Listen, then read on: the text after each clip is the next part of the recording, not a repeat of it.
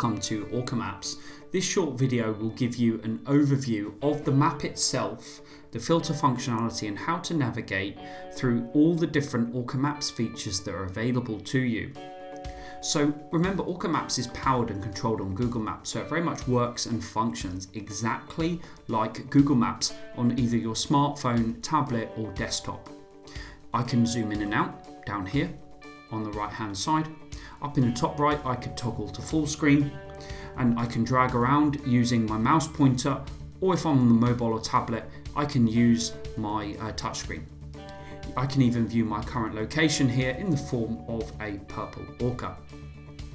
So what now I'm going to do is I'm going to show you how to use the filter functionality. It's really simple. The beauty of Orca Maps is that it is incredibly simple to function and use. So first things, we're going to go up and just look at what is available to you. So you can go and select any object that you've geocoded. Remember, Orca Maps comes already pre-configured with contact, lead and account, and you can configure any other standard or custom Salesforce object through the Orca Maps setting feature. You can learn how to do this in our other video. Here now, over just on the right hand side of the object selector, I can toggle between the different map types, either cluster map or normal, which also we'll go into in a little bit more detail in a second. So for this particular demo, I'm going to go in and select a contact object.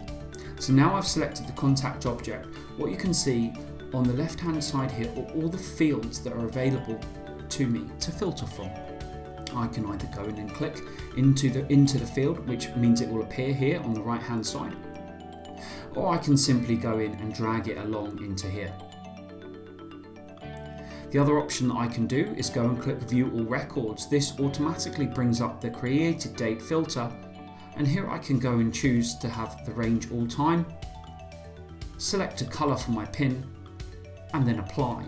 And now you can see I can see all of the records on the map. So this is in the cluster view. This is what we touched on a moment ago. This is a Google Maps feature that helps you render and the map work faster. So rather than having hundreds or potentially thousands of pins, it will group them into clusters that when I click into it, you can see here it will drill down into the individual clusters. Let's zoom back out again and you'll see again here it will keep going and it will keep clustering. There we are. This is a great function for you if you've got lots of data and you want to quickly see where it is held on the global map. Alternatively, if you want to see all the pins, you can click on here and just click refresh. And now if I zoom out, okay, I will see everything as pins on here. By clicking on the record here, I can see the name of the record, I can see the address that has been geocoded, and any fields that I have selected in the Orca Maps Object Settings Configuration tab.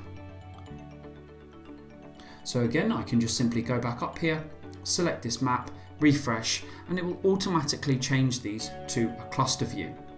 If I wanted to at any time, I could just click into the filter, go in here, and then change the color of the filter and click apply. And now my pins will be displayed as different colors. I can also display different colored pins throughout the record if I want to in here by going in, dragging in the fields, selecting them, and then in here selecting the text, selecting the color, and now going in, and I'm going to have multiple different records to display, as you can see, in the different colors on the map. So this enables you to easily visualize your data using the different colored pins throughout the Google map.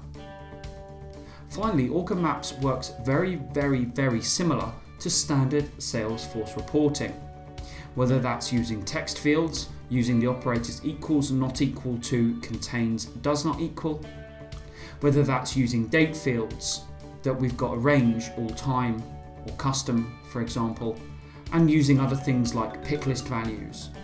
For example, in here, if we go and find a Picklist, if we click on that Picklist, it will now let me choose which either equals or not equal to the relevant values in here.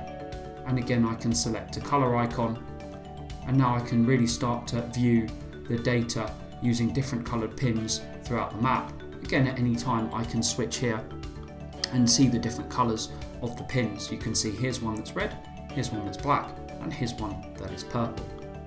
Orca Maps is just incredibly simple and easy to use, simply by clicking on each one of the fields, by dragging them over, using the filter logic in here, which, remember, as I said before, is really similar to standard Salesforce reporting, or just simply removing them in here. Everything should be drag, drop and click. Not a line of code is needed to configure and set up Orca Maps. Orca Maps should also save your last user settings. So in here, if I leave this map and go back and go to another tab or object within Salesforce, when I return, this filter will then be saved for me, meaning that no work is lost. Anyway, so we hope you enjoy Orca Maps and learn and get to visualize your data easy, effectively, and simply.